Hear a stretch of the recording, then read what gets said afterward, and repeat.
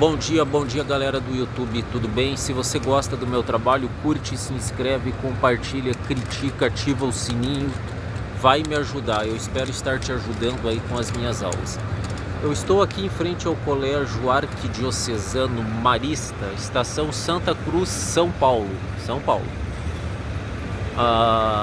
Uma construção muito bonita, provavelmente, não sei se é do século XX ou do século XIX, mas é de estrutura neoclássica, né? Estrutura clássica ou neoclássica. Se tiver aí algum professor de artes aí que conheça essa construção, aqui não dá para mostrar muitos detalhes porque está fechado, e nós sabemos que o nosso país teve forte influência católica aí na sua constituição, na configuração, na construção desse país, né? Tem uma forte contribuição dos católicos, dos jesuítas aí, que foram pioneiros aí nos 400 primeiros anos da nossa história, né? Com o ensino conservador, tradicional, clássico. Hoje mudou muita coisa, né? Hoje o estudo não é mais... Nosso sistema de ensino é laico, né? Com o advento da República, mas por 75% do tempo ele foi confessional, de base católica e depois protestante. Mas o que eu queria tratar com vocês na aula de hoje não é sobre ensino, não é sobre sistema de ensino, não é sobre a nossa história propriamente dita, mas é sobre as grandes ditaduras do século XX, pessoal, do século XX. No século XX, nós tivemos talvez aí as ditaduras mais ferozes, né? As ditaduras mais maléficas para a história humana, né? Da história humana. Foram 3 grandes ditaduras e uma porção de médias e pequenas ditaduras que não deixaram aí de fazer aí as suas maldades, né? As suas maledicências, digamos assim, né? Se espalharam aí pelo século XX. Então vamos lá, vamos fazer uma reinterpretação aí das grandes ditaduras do século XX, Então olha só, pessoal, o século XX ele se inicia, né? Ali a Primeira Guerra Mundial. Você tem alguns antecedentes, que é o imperialismo, né? Que é a unificação dos estados nacionais Alemanha e Itália. Você tem a corrida imperialista no começo do século XX, antecedido pela Belle Époque, né? Por uma época de crescimento, de prosperidade, de paz na Europa, mas com o acirramento aí da briga imperialista das nações europeias, França, Inglaterra e Alemanha. A França queria recuperar as suas colônias, a sua influência, que perdeu lá com a Guerra Franco-Prussiana, né, 1871, Otto von Bismarck. A Inglaterra queria manter as suas colônias, a Inglaterra, que foi o maior país imperialista desde o século XVI, queria manter aí o seu imperialismo, e a Alemanha, né, que depois da unificação tornou-se aí a grande potência industrial do século XIX, a maior potência científica, tecnológica, econômica e industrial do final do século XIX, era a Alemanha, queria aumentar aí as suas áreas de influência, as suas colônias, né? As suas colônias, a sua influência no mundo. Aqui eu estou diante de outra igreja, saúde aos enfermos, né? Nossa Senhora da Saúde, igreja Nossa Senhora da Saúde.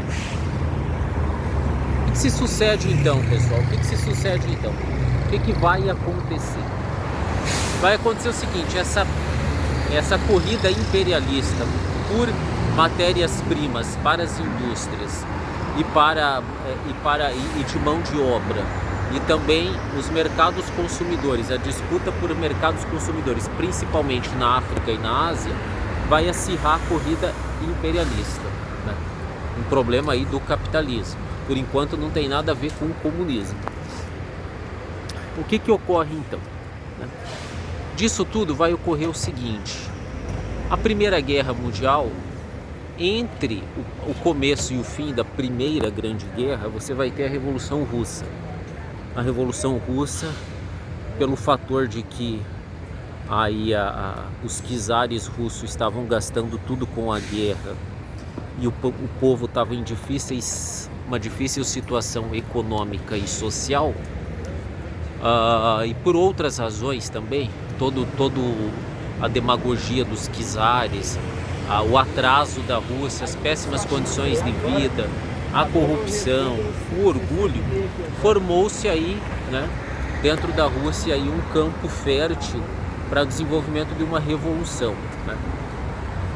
E uma revolução que se configurou comunista, embora nós sabemos que a Rússia não era um país de desenvolvimento industrial e capitalista forte e eficaz para que ocorresse uma revolução comunista, mas ocorreu em 1917. Então olha só, a Primeira Guerra, ela é o ícone de tudo. A partir da Primeira Guerra, que tem a sua motivação no imperialismo, a motivação da Primeira Guerra é o imperialismo, a corrida das potências europeias em busca de mercados consumidores e fornecedores de matérias-primas, ocasionou a Primeira Guerra. Na Primeira Guerra você tem a Alemanha, a Itália, que depois passou para o outro lado, e o Império Otomano. A Primeira Guerra é uma guerra imperialista. O nome-chave da Primeira Guerra é imperialismo. Mas a Alemanha perde e sai derrotada dessa guerra, né? Nesse entremeio, há a Revolução Russa. A Revolução Russa, 1917. Os bolcheviques, Lenin, né, chegam aí ao poder através da revolução. O comunismo não nasceu de forma democrática, assim como o fascismo também não nasceu de forma democrática. Então, o primeiro grande regime totalitário do século XX foi o comunismo com a Revolução Russa. Aí, devido a uma série de ebulições no meio russo, né, a revolta do campesinato, o Domingo Sangrento, a guerra russo-japonesa que antecedeu ali a Revolução Russa, a formação aí de uma militância antimonarquista, anticzarista, né, vai fornecer os elementos, o fermento essencial para em que em 1917 os bolcheviques, liderados por Lenin, aí tomassem o poder na Rússia de forma violenta, assassinando os czares russos, os Romanovs, e uma série de revoluções aí de guerras, de lutas dos bolcheviques com os mencheviques, exército branco versus exército vermelho, onde os vermelhos saem vitoriosos. Institui-se aí a primeira governança, primeira experiência prática do comunismo, que vai ser um regime ditatorial de esquerda no século XX. A gente conhece muitos da direita, mas vamos conhecer também o da esquerda. Então começa ali, Primeira Guerra Mundial, né? O fator que nós temos que ter em mente é que a Primeira Guerra Mundial ela foi motivada pela corrida imperialista, por capitalismo. Capitalismo, Primeira Guerra. Nesse entremeio surge um país que vai fazer uma revolução dos moldes comunistas, que era a Rússia, que virou a União Soviética, né? Liderados por Lenin. Logo depois, o que nós teremos? 1922, Benito Mussolini, que era redator de um jornal de esquerda, o Avante, ele era militante do Partido Socialista Italiano, ele dá um golpe fascista, os camisas negras, a Marcha sobre Roma, né, 1922, 28 de outubro de 1922. Os fascistas, tudo pelo Estado, nada contra o Estado, ninguém fora do Estado. Foi um grande regime ditatorial que inspirou o nazismo, né? A Marcha sobre Roma vai ser uma inspiração lá para 1923, o Putin da cervejaria, Adolf Hitler fazer a Marcha sobre Berlim, o Putin da cervejaria, né? Onde os nazistas tentaram tomar o poder através de um golpe lá em Munique, né? Tomaram o estado bávaro através de um golpe. Então no século XX nós tivemos 3 grandes ditaduras: o comunismo, União das Repúblicas Socialistas Soviéticas, Lenin, 1917, os bolcheviques, todo o poder aos sovietes, né? A Rússia era um país com a maioria camponesa, vivendo em condições precárias, analfabetos, sobre o regime violento, ditatorial também, dos czares, dos Romanovs, né? E através de uma revolução, né? A Revolução de 1917, eles tomam o poder na Rússia, os bolcheviques. Isso dentro da Primeira Guerra. 1922, os fascistas, Benito Mussolini, a marcha sobre Roma, nada fora do Estado, ninguém contra o Estado, tudo pelo Estado. O Mussolini, ele era de origem revolucionária, socialista e de esquerda, mas ele teve uma grande sacada histórica. Qual foi a grande sacada do Mussolini? Foi a seguinte: ele percebeu que a Primeira Guerra Mundial, que vai gerar uma crise teórica no comunismo, porque os comunistas pensavam e teorizavam que os trabalhadores se uniriam para derrubar o capitalismo. Primeira Guerra aconteceu tudo o contrário. Os trabalhadores se uniram em prol do nacionalismo, do imperialismo. O ímpeto revolucionário, no sentido de luta de classes, não rolou, não vingou. Os trabalhadores se uniram não para matar os seus patrões capitalistas, mas para matar outros trabalhadores de outros países. O francês contra o alemão contra o inglês, o russo contra o alemão e assim sucessivamente. Então a teoria de que os proletários se uniriam, fariam a revolução contra os capitalistas, contra o capital, e instituiriam uma revolução socialista, bolcheviques, proletários do mundo inteiro univos, não rolou. Mussolini percebeu que o ímpeto nacionalista, os trabalhadores foram à guerra em nome da nação, em nome da pátria, protegendo o capitalismo. Isso encerrou uma crise nos teóricos comunistas. Então, em 1922, Benito Mussolini, percebendo que o ímpeto nacionalista era muito mais forte do que o ímpeto socialista, ou seja, as pessoas morrem e lutam em nome da pátria, em nome da nação e não em nome do socialismo, da luta de classes, da exploração capitalista. O que foi que ele fez? Ele fez uma revolução tendo como mote a ideia de nação, a ideia de pátria, a ideia de um Estado forte. Essa foi a segunda grande ditadura. A primeira ocorreu com um viés comunista, União Soviética, no meio da Primeira Grande Guerra.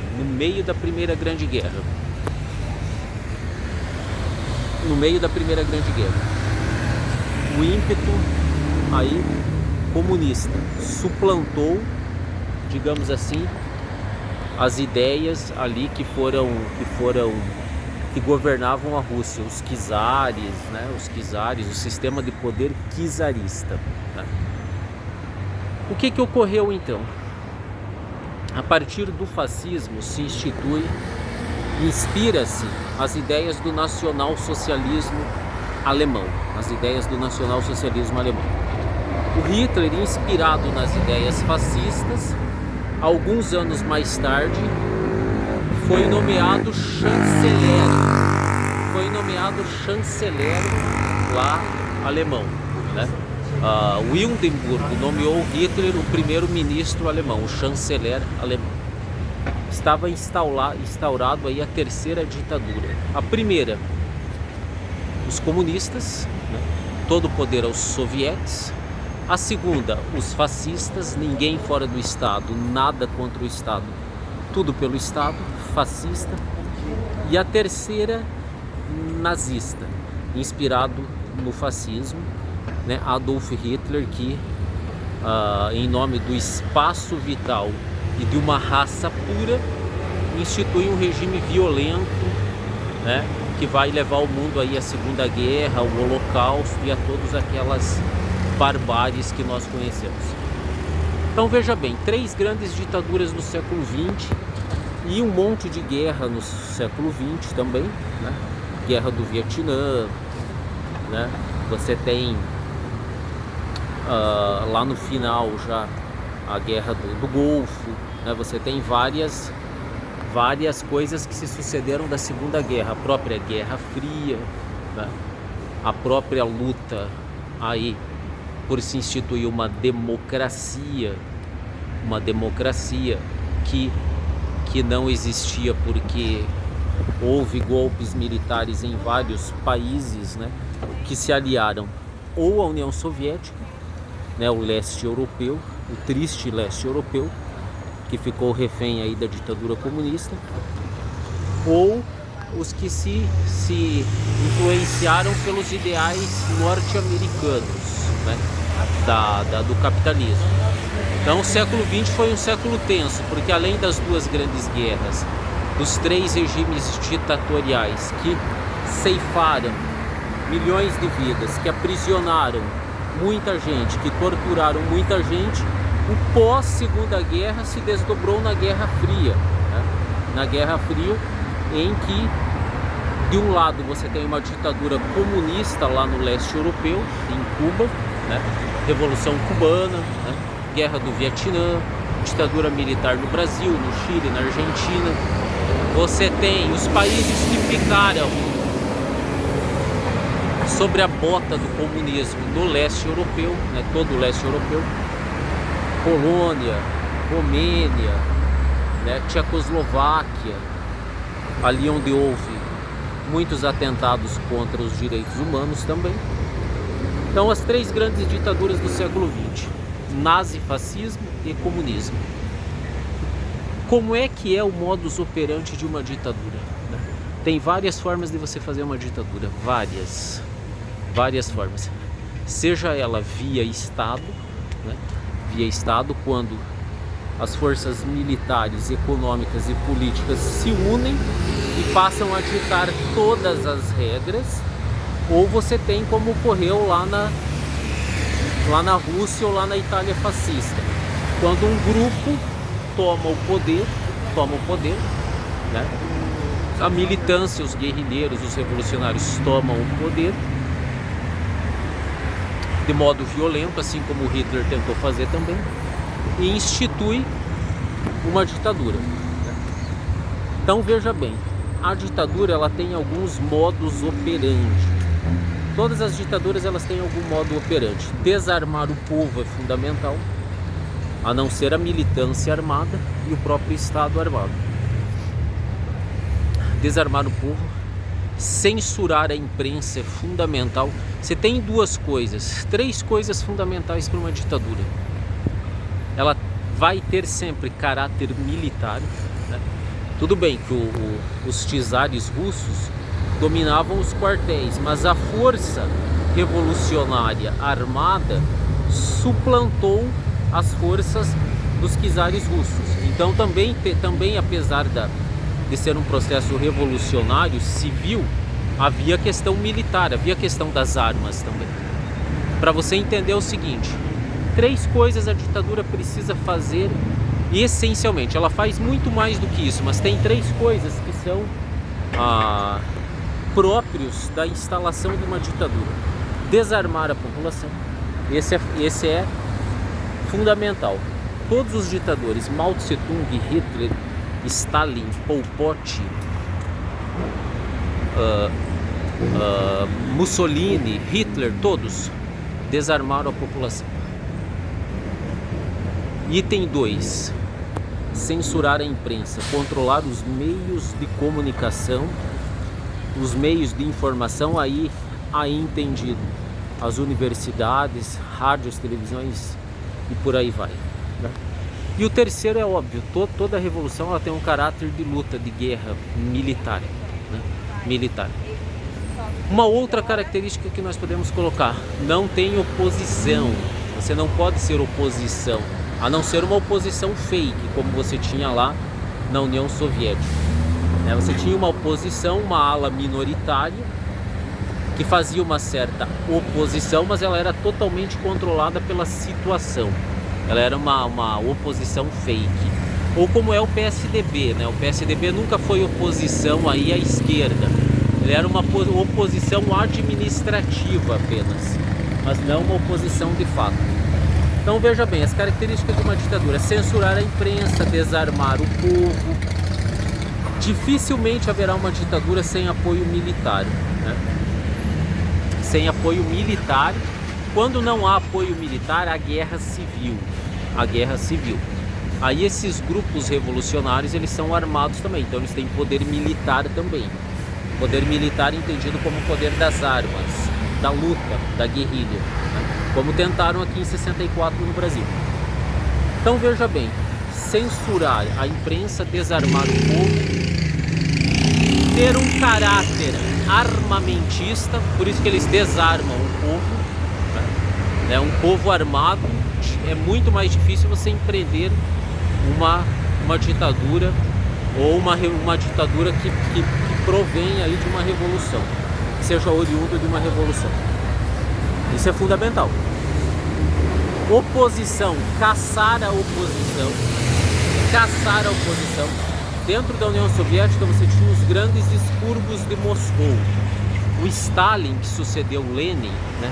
A grande ditadura mesmo veio na época do Stalin. O Lenin foi mais um revolucionário que ajudou a instaurar o comunismo, que viraria uma ditadura.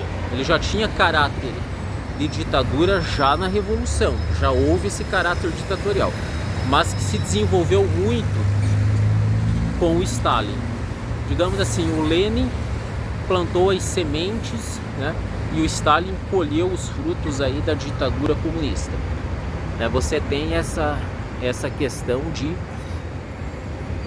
perseguir, caçar, matar, torturar, prender, mandar para os gulags, que eram os campos de trabalho forçado da União Soviética, que inspiraram os campos de concentração nazista. Isso é fundamental. Calar a oposição, perseguir, castigar, punir, multar, torturar e matar. Essa é uma característica da ditadura. Censurar a imprensa, desarmar o povo, e dificilmente uma ditadura não terá um caráter militarizado. Ela pode vir